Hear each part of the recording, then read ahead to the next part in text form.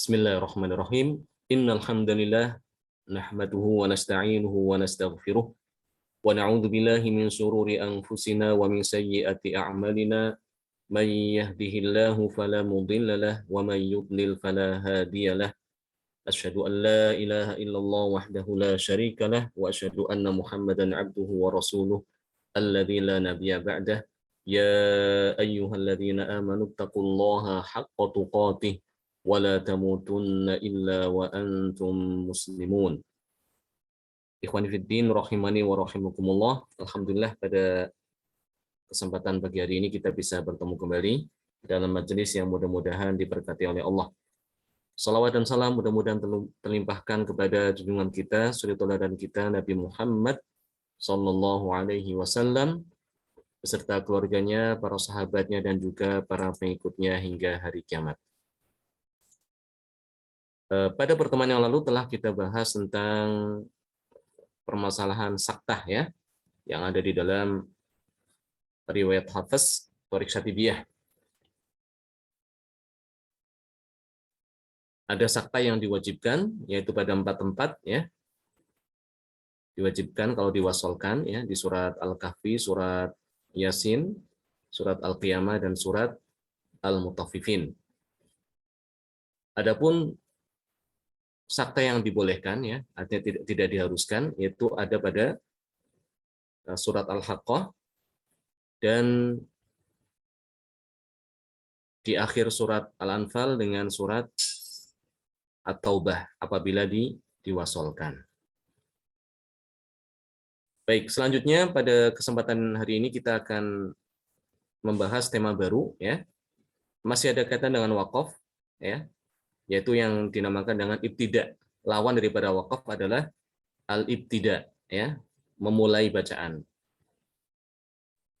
Kalau wakaf itu kan menghentikan bacaan ya. Kalau al-ibtida itu memulai bacaan. Anwa'ul ibtida bitilawatil Qur'anil Karim. Jenis-jenis ibtida di dalam membaca Al-Qur'anul Karim, di dalam tilawah Al-Qur'an Karim itu ada 2 ya. Pertama adalah ikhtibari. Ikhtibari itu artinya ujian. Jadi biasanya di sini seorang guru atau syekh menyuruh muridnya untuk memulai bacaan ya. Misalnya seperti ini ya, misalnya pada kata-kata yang mungkin tidak semua orang tahu ya bagaimana cara membacanya. Ya, terutama pada kata yang lafadz yang dimulai dengan hamzah wasol.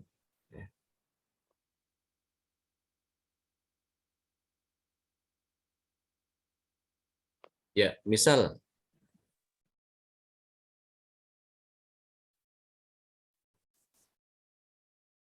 jadi mungkin ada seorang guru yang menyuruh muridnya untuk memulai bacaan dari sini ya. Bagaimana cara membaca dari sini? Ya. Bacanya apa? Kalau dari sini, ini dari baca misal. Uzkuru tadi. Ya, uzkuru ahsan ya. Itu contoh apa? Ibtida ikhtibari ya, ujian. Kemudian misalnya biasanya dia akan mencari kata-kata yang di situ tidak semua orang tahu ya.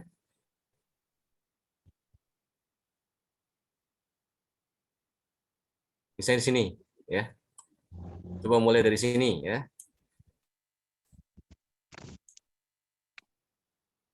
Ya, dimulai dari bacaan dari sini.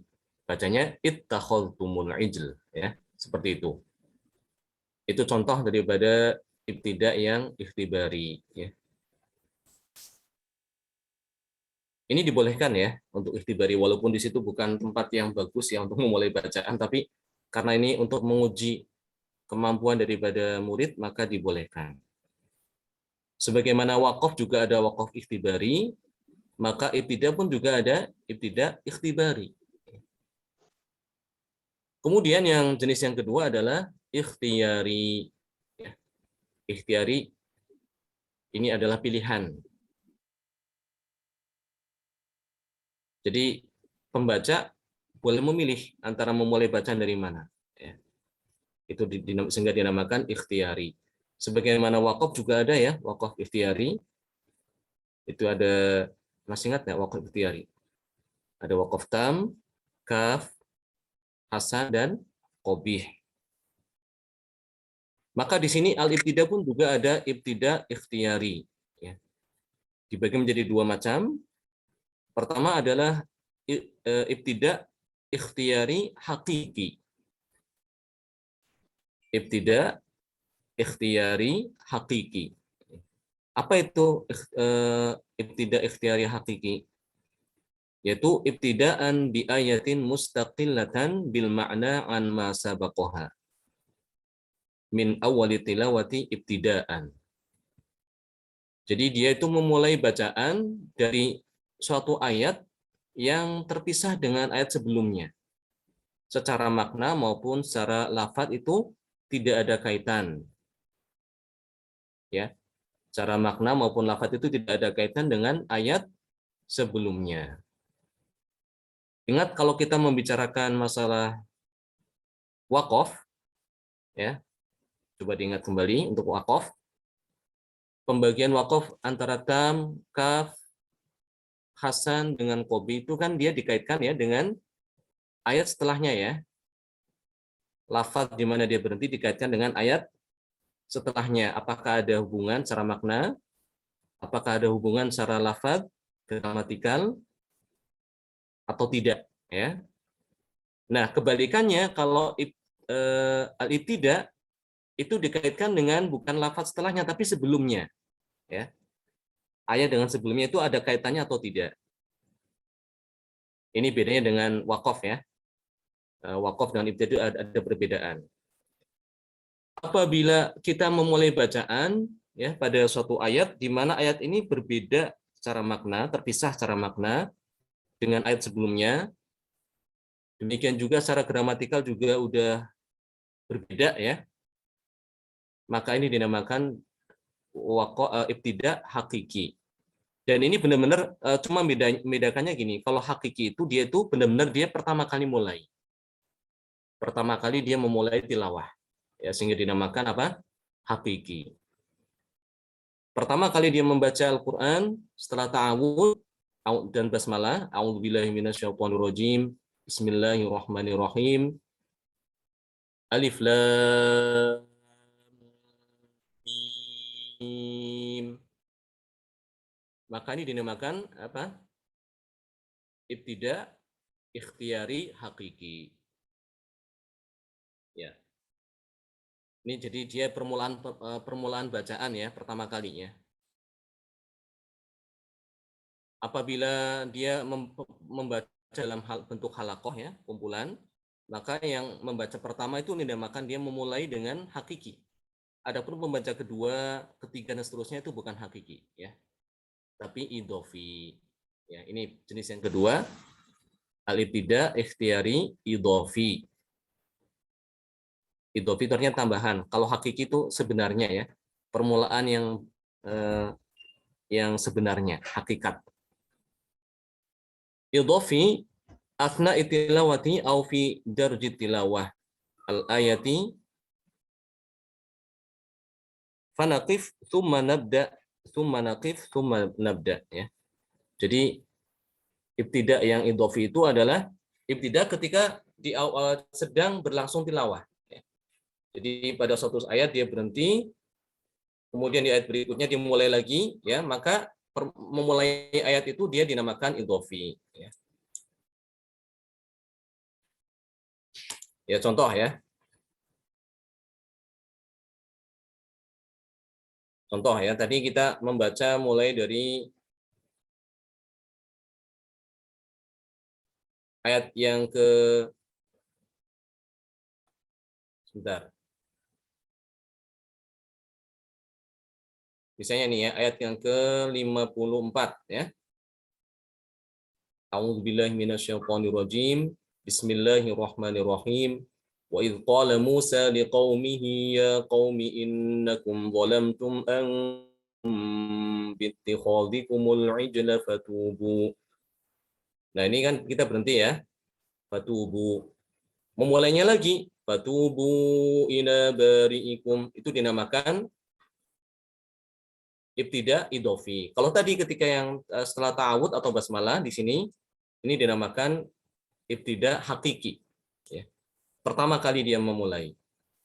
Adapun memulai setelah waqaf, maka itu dinamakan idofi. Fatubu ila bari'ikum faqtulu anfusakum. Berhenti lagi. Setelah itu dimulai lagi. Dzalikum khairul lakum 'inda bari'ikum fataba 'alaikum. Berhenti. Innahu huwat tawwabur rahim. Ini memulai ibtida idofi. Ayat berikutnya, wa idh qultum ya Musa, dan seterusnya, ini dinamakan juga idofi ya. Jadi yang hakiki itu hanya cuma yang sekali aja, pertama kali dia membaca. Setelah dia membaca ta'awud dan basmalah, kemudian memulai tilawah, itu dinamakan al-ibtida ikhtiyari hakiki. Setelahnya dinamakan idofi. Insya Allah gampang, mudah ya. Baik, untuk yang idofi itu dibagi menjadi 3 macam ya, sama seperti wakaf. Ada wakaf tam, ada wakaf kaf, ada wakaf hasan. Maka di sini pun juga ada ibtida idofi tam, kaf dengan hasan ya. Dan cara pengertiannya pun juga sama juga, hanya saja perbedaannya kalau ibtida itu dikaitkan dengan ayat sebelumnya ya. Ayat sebelumnya. Adapun kalau wakaf, ayat setelahnya. Hubungannya dengan ayat di mana dia berhenti dengan ayat setelahnya itu kalau wakaf. Kalau ibtida itu dikaitkan dengan ayat sebelumnya dia memulai bacaan. Ini akan dijelaskan secara lebih rinci ya di sini. Anwa'ul ibtida bi tilawatil Qur'anil Karim. Yang pertama adalah al-bad'u tam, permulaan yang sempurna. Huwa al-bad'u bi kalimatin qur'aniyatin laisa bainaha wa baina ma qablaha ta'alluqu lafzi min haitsul i'rab wala ma'nawi min haitsul ma'na. Jadi al-bad'u tam atau permulaan yang sempurna adalah memulai suatu bacaan Al-Qur'an, lafaz Al-Qur'an, di mana lafaz itu dengan lafaz sebelumnya ya, sebelum ayat kita mulai itu tidak ada kaitan secara lafaz ya, secara gramatikal maupun secara makna ya. Secara makna, arti. Jadi temanya sudah berbeda dengan tema yang di ayat sebelumnya ya. Contoh ya. Ini di surat Al-Baqarah ya, ayat ke-5 sampai ke-6. Wa ulaika humul muflihun ya. Berhenti pada kata muflihun dinamakan wakaf apa? Wa ulaika humul muflihun. Wakaf apa? Tam, kaf atau hasan? Wakaf tam. Tam, ahsan ya, wakaf tam. Ya benar. Nah, wakaf tam sempurna ya. Karena kenapa? Karena kita berhenti pada kata yang sudah tidak ada kaitan secara makna maupun gramatikal dengan ayat setelahnya. Baik. Nah, memulai dari ayat setelah ini, setelah wakaf tam itu dinamakan bad'u tam. Ya. Gampang sebetulnya ya. Wakafnya di sini wakaf tam, memulai ayat setelahnya ini permulaannya dinamakan bad'u tam. Permulaan dengan sempurna. Innal ladzina kafaru sawa'un 'alaihim a'andzartahum am lam tundzirhum la yu'minun. Memulai dari kata innal ladzina kafaru ini dinamakan dengan bad'u tam karena kita memulai dari ayat yang tidak ada kaitan dengan ayat sebelumnya secara makna maupun secara gramatikal atau i'rab. Ini bad'u tam ya. Yang pertama. Ya. Yang kedua adalah al-bad'ul kafi. al-bad'ul kafi. Permulaan yang mungkin bisa diterjemahkan yang cukup gitu ya. Cukup bagus lah. Ini nomor 2 setelah tam. Huwal bad'u bi kalimatin qur'aniyatin bainaha wa baina ma qablaha ta'alluqun ma'nawi. Faqat ya, la lafzi. Jadi dia bad'ul kafi itu adalah memulai suatu kata di dalam Al-Qur'an, suatu lafaz, suatu ayat dalam Al-Qur'an di mana ayat tersebut dengan ayat setelah sebelumnya ya. Ingat kayak kalau al-bad'u ibtida itu dikaitkan dengan ayat sebelumnya ya. Beda dengan waqaf. Kalau waqaf itu setelahnya. Jadi kita memulai suatu bacaan di mana kita bacaan ini dengan ayat sebelumnya itu tidak ada kaitan secara lafaz ya atau secara gramatikal. Namun masih ada kaitan secara makna. Ya. Masih ada kaitan secara makna. Jadi maknanya masih berlanjut, temanya masih sama ya. Temanya masih sama, akan tapi sudah beda kalimat ya. Kalimatnya sudah berdiri sendiri. Contoh ya, masih di surat Al-Baqarah ya, lanjutan dari ayat tadi ya. Nah, di sini innal ladzina kafaru sawa'un 'alaihim a andzartahum am lam tundirhum la yu'minun. Waqaf ya. Waqaf di sini. Nah, memulai dari kata ayat sebelumnya, ayat setelahnya, ayat yang ketujuh, khatamallahu ala qulubihim wa ala sam'ihim. Ya, memulai dari sini khatamallahu ala qulubihim itu dinamakan dengan bad'ul kafi. Ya. Kenapa?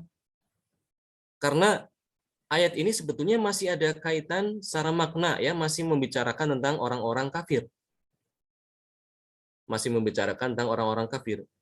Innalladzina kafaru, sungguhnya orang-orang kafir, sawa'un 'alaihim, sama saja bagi mereka, a'andzartahum, apakah engkau memberi peringatan kepada mereka, am lam tungdirhum la yu'minun, atau engkau tidak memberi peringatan, mereka tidak akan beriman. Khatamallahu 'ala qulubihim, Allah telah menstempel atau mencap kepada hati mereka. Ya. Khatamallahu ala qulubihim wa ala sam'ihim, dan juga kepada pendengaran-pendengaran mereka, di stempel, dicap ya. Nah, ini kan masih membicarakan orang-orang kafir ya. Namun secara gramatikal tidak ada kaitan ya. Karena ini udah kalimat tersendiri.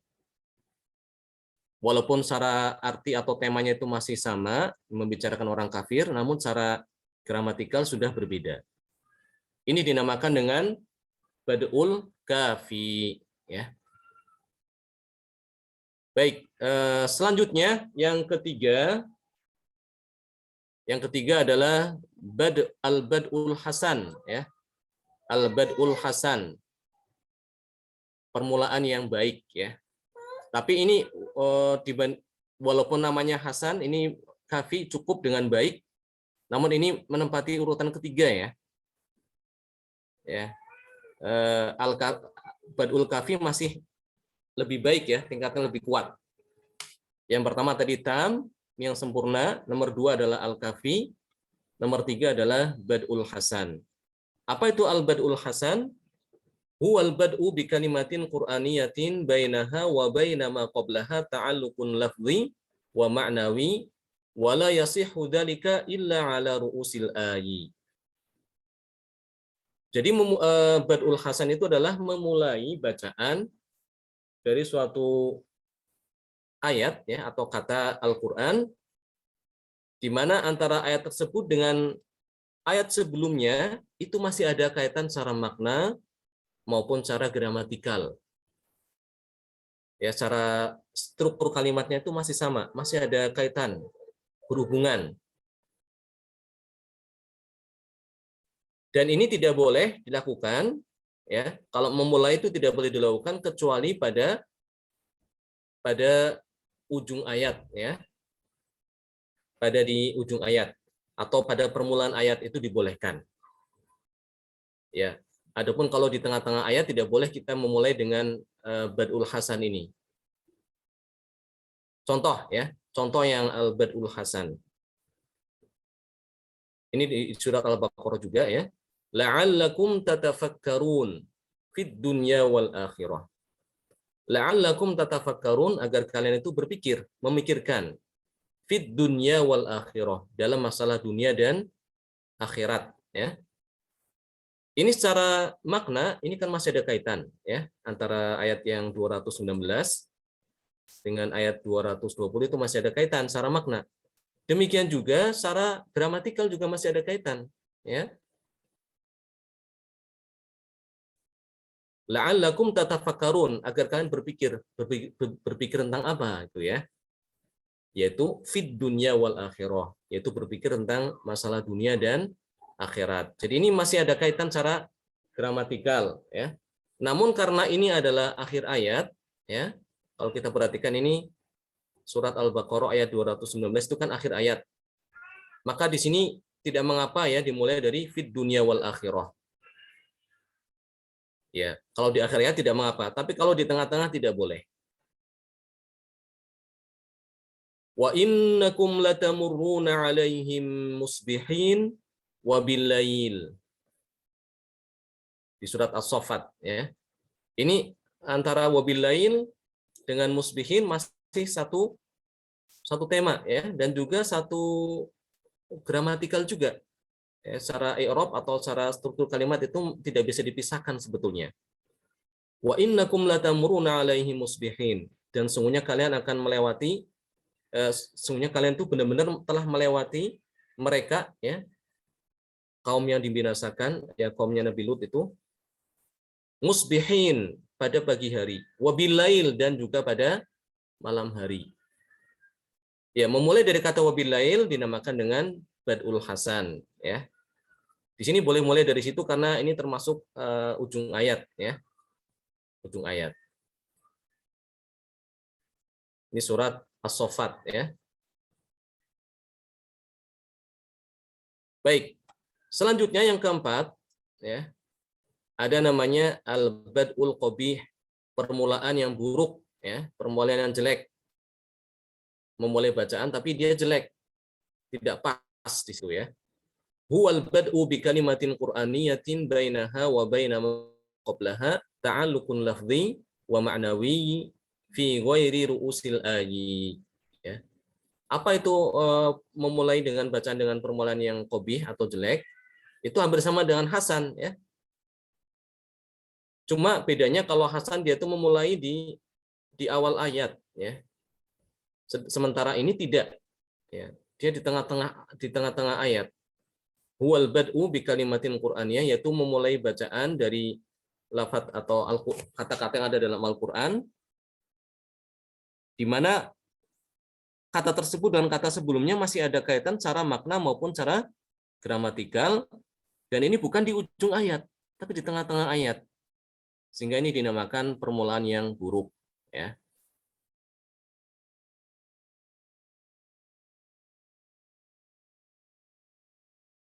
Contohnya misalnya gini, ya, tadi misal permulaan buruk, ya. Wa innakum latamurruna alaihim. Habis itu dia mulai musbihin. Tidak boleh demikian, ya. Ini permulaan yang buruk. Atau berhenti pada kata la'allakum. Dia berhenti. Habis itu diteruskan tanpa mengulangi tatafakkarun. Ini juga termasuk permulaan yang jelek. Sebenarnya sih banyak, ya, kalau dimisalkan, ya. Misalnya dia berhenti pada kata ini. Ini jangan diikuti, ya. Ini contoh yang buruk, ya. Permulaan yang buruk. Wa dhallalna 'alaikum, berhenti di situ. Habis itu dia mulai al-ghamam wa al-ghamam. Dimulai dari sini. Ini tidak boleh, ya. Kalaupun seandainya dia terpaksa berhenti di sini, wa dhallalna 'alaikum, ya, baik karena batuk ataupun mungkin bersin, maka harus diulang. Wa dhallalna 'alaikumul ghamam. Seperti itu. Tidak boleh langsung dari kata al-ghamama, ya, tanpa memulai dari wa dhallalna 'alaikum, ya. Kalau memulai bacaan dari sini termasuk permulaan yang jelek karena masih ada kaitan, ya, secara makna maupun gramatikal dengan ayat sebelumnya. Contoh lagi juga, ya, misalnya berhenti pada kata wa anzalna 'alaikum, ya, berhenti di sini. Kalau dia habis napas ataupun dia bersin tidak mengapa, boleh wakaf terpaksa namanya ya. Tapi dia harus mengulang. Jangan memulai dari al-manna wassalwa. Ya, tidak boleh ini. Ini namanya al-bad'u al-qabih ya. Memulai dari al-manna wassalwa ini termasuk bad'ul qabih. Terus bagaimana bagusnya? Ya diulang ya.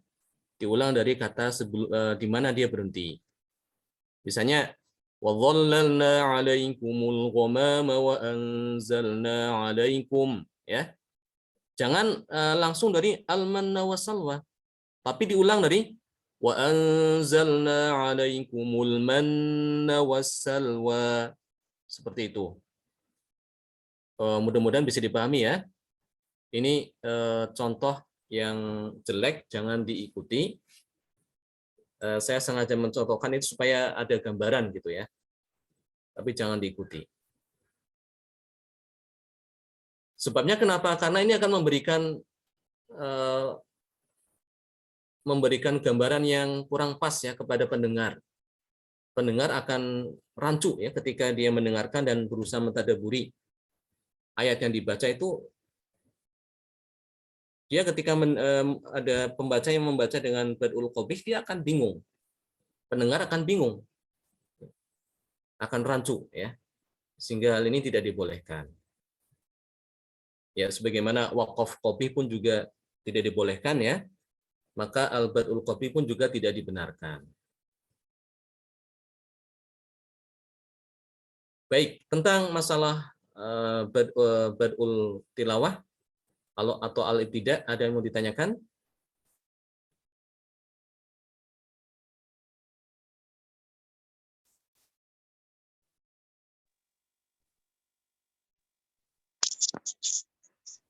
Pak Ustadz mau tanya, Ya, silahkan. kalau ini hubungannya dengan wakaf, kalau wakafnya qabih, berarti mungkin juga al-ibtidanya itu qabih juga nggak? Ya, bisa juga dikatakan demikian. Ibtida dari situ ya, dari setelahnya berarti ya. Kalau dia memulai dengan wakaf qabih, langsung dimulai dengan ayat setelahnya, itu namanya ibtida qabih juga. Ya, tepat seperti itu. Oke, baik. Ya, Sekian. afwan.